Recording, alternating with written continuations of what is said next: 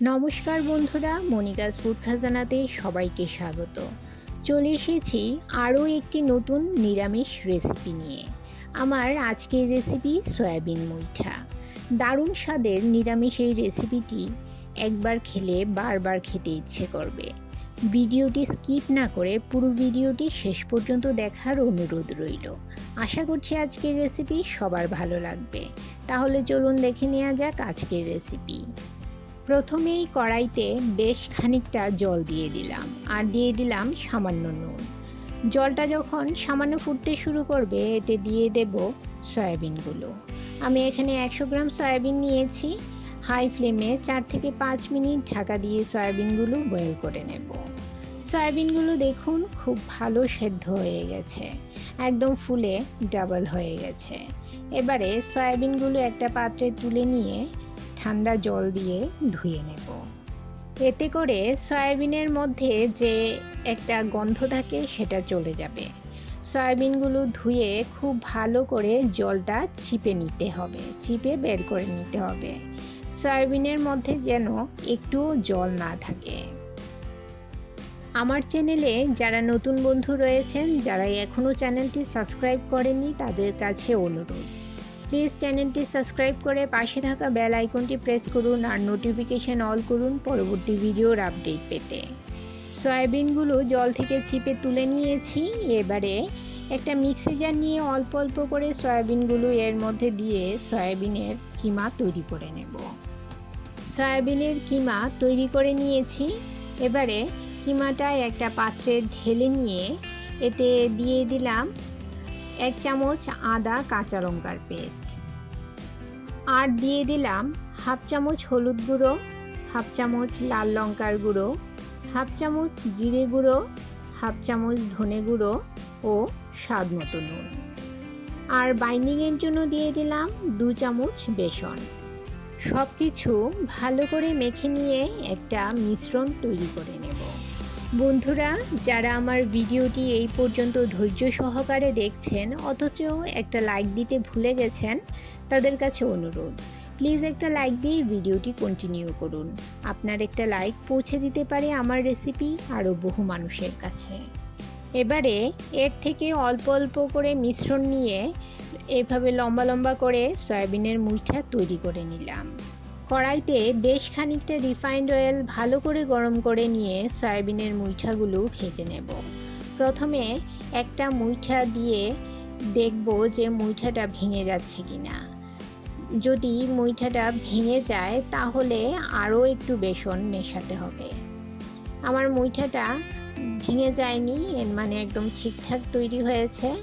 এবারে আমি বাকি মুইঠাগুলো লো টু মিডিয়াম ফ্লেমে লাল লাল করে ভেজে নেব।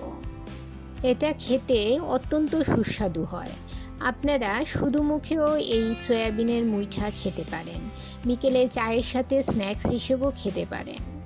মুইঠাগুলো একটু সময় নিয়ে আস্তে আস্তে ভেজে নিতে হবে। সমস্ত মুইঠা ভেজে তুলে নিয়ে ওই তেলে আমি 2টো মিডিয়াম সাইজের আলু ভেজে নেব। আলুগুলো লম্বা লম্বা টুকরো করে কেটে নিয়েছি। এবারে এতে সামান্য হলুদ ও সামান্য নুন দিয়ে আলুগুলো মিডিয়াম ফ্লেমে লাল লাল করে ভেজে নেব। বন্ধুরা, যারা আমার চ্যানেলটি সাবস্ক্রাইব করে আমার পাশে আছেন আর ভিডিওটি প্রথম থেকে শেষ পর্যন্ত ফুল ওয়াচ করছেন, তাদেরকে অসংখ্য ধন্যবাদ। আর যারা নতুন বন্ধু, অবশ্যই 24 ঘন্টা অপেক্ষা করবেন। 24 ঘন্টা পর আমি আসবো আপনার চ্যানেলটি ভিজিট করে আপনার পরিবারের সদস্য হওয়ার জন্য।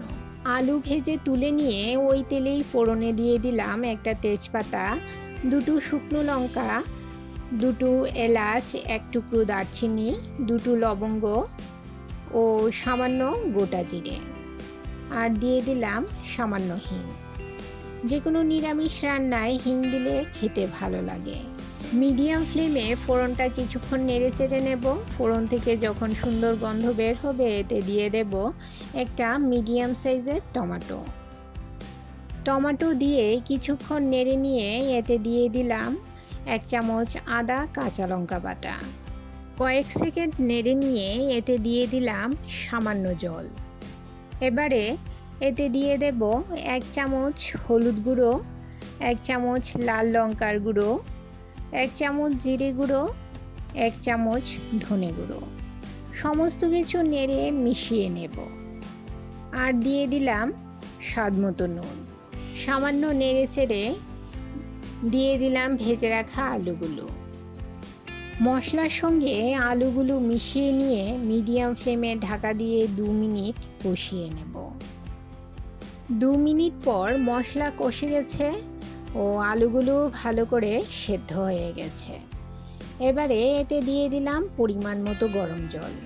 আপনারা কতটা ঝোল রাখতে চান সেই অনুযায়ী জল দিয়ে দেবেন। অবশ্যই গরম জল ব্যবহার করবেন, গরম জল দিলে রান্নার স্বাদ বজায় থাকে।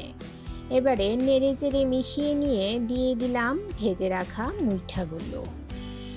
ঝোল ফুটতে শুরু করলে এতে দিয়ে দেব কয়েকটা চেরা কাঁচা লঙ্কা ও সামান্য চিনি। যে কোনো নিরামিষ রান্নায় চিনি দিলে খেতে ভালো লাগে। নেড়ে চেড়ে মিশিয়ে নিয়ে 5 মিনিট রান্না করে নেব। সয়াবিনের মুইঠা প্রায় তৈরি হয়ে গেছে।